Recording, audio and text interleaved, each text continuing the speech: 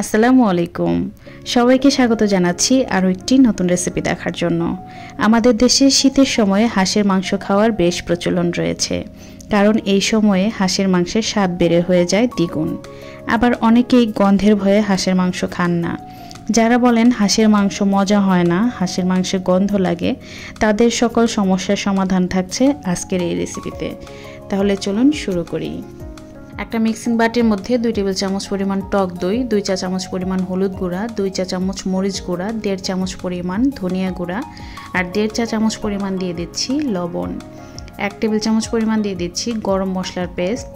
এরপর সামান্য একটু পানি দিয়ে খুব ভালো মতো মিশিয়ে নিতে হবে। শুকনো মশলাগুলো এভাবে পেস্ট বানিয়ে রান্না করলে এতে করে কিন্তু বাটা মশলার একটা টেস্ট এবং ফ্লেভার পাওয়া যায়।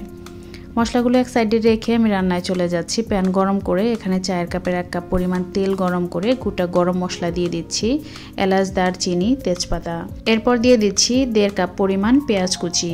পেঁয়াজগুলোকে এভাবে নেড়ে একটু ভেজে নিতে হবে, তবে একদম বেরেস্তা করে ভাজা যাবে না, আবার একদম কাঁচাও থাকা যাবে না। এগুলো যেন একদম কাঁচা ফ্লেভারটা চলে যায় সে পর্যন্ত ভেজে নিয়েছি। এরপর এখানে দিয়েছি হাঁসের মাংস। একটা হাঁস হলুদ দিয়ে পুড়ে খুব ভালো মতো পরিষ্কার করে আমি গরম পানি দিয়ে ধুয়ে নিয়েছি। গরম পানি দিয়ে হাঁসের মাংস ধুয়ে নিলে কিন্তু এর যে একটা গন্ধ থাকে স্ট্রং, সেটা চলে যায়। এখন তেলের মধ্যে 5-7 মিনিট সময় নিয়ে আমি ভেজে নিয়েছি। এরপর 3 চামচ পরিমাণ আদা রসুন বাটা দিয়ে দিয়েছি। মাংসগুলোকে কিন্তু শক্ত করে ভাজা যাবে না। মাংস থেকে যখন হালকা একটু পানি বের হতে শুরু হবে, ঠিক সেই সময়ে আদা রসুন বাটা দিয়ে দিতে হবে। আদা রসুন বাটা দিয়ে আরও 4-5 মিনিটের মতো আমি ভেজে নিয়েছি। মাংস থেকে কিন্তু আরও কিছুটা পানি বের হতে শুরু করেছে। এ পর্যায়ে আমি আগে যে মশলাটা তৈরি করে রেখেছি সেটা দিয়ে দিচ্ছি।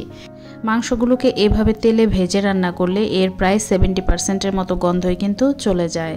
মশলা খুব ভালো মতো মিশিয়ে নিয়েছি। এখন আমি বাটিটা ধুয়ে সামান্য একটু পানি দিয়ে দিচ্ছি, আর মাংস থেকেও পানি বের হতে শুরু করেছে। এখন আমি ঢেকে রান্না করে নিব এই পানিটা পুরোপুরি শুকিয়ে যাওয়া পর্যন্ত। এর মাঝে কিন্তু ঢাকনা তুলে একটু পরপর নেড়ে দিতে হবে, যাতে করে মাংসগুলো নিচে লেগে না যায়। মাংসের সম্পূর্ণ পানিটা শুকিয়ে গিয়েছে, তেল উপরে চলে এসেছে। এখন আমি এগুলোকে আরও কিছুক্ষণের জন্য ঢাকনা ছাড়া কষিয়ে নিব।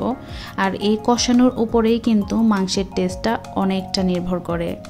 মাংসগুলো খুব ভালো মতো কষানো হয়ে গিয়েছে। এখন আমি পানি দিয়ে দিব। আর অবশ্যই কিন্তু মাংস রান্না করার সময় গরম পানি ব্যবহার করবেন। মাংসগুলো ডুবে থাকে এই পরিমাপে পানি দিতে হবে।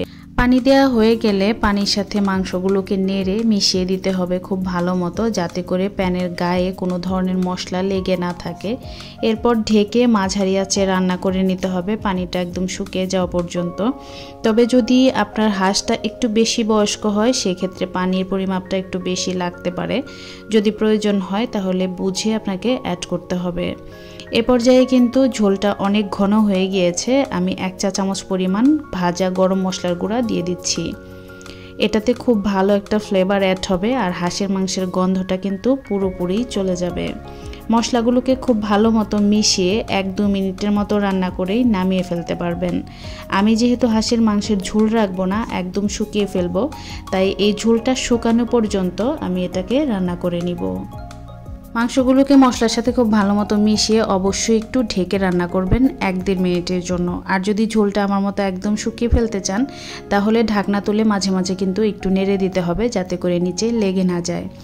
এইভাবে হাঁসের মাংস রান্না করে যে কাউকে খাওয়িয়ে দেখবেন, আপনার প্রশংসা করতে সে কিন্তু বাধ্য হবে, আর এর টেস্ট সে কখনোই ভুলতে পারবে না। মাংসটা রান্না করা হয়ে গিয়েছে, আমি পরিবেশন করে দিচ্ছি।